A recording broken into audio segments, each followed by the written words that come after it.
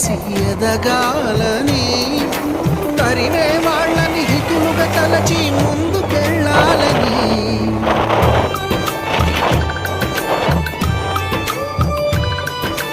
కన్నుల నీటిని కలల సాగుకై వాడుకోవాలని, కాచే నిప్పుని ప్రమిదగా మలచి కాంతి పంచాలని.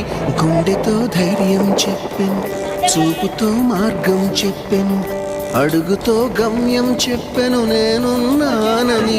నేనున్నానని నీకేం కాదని, నిన్నటి రాతని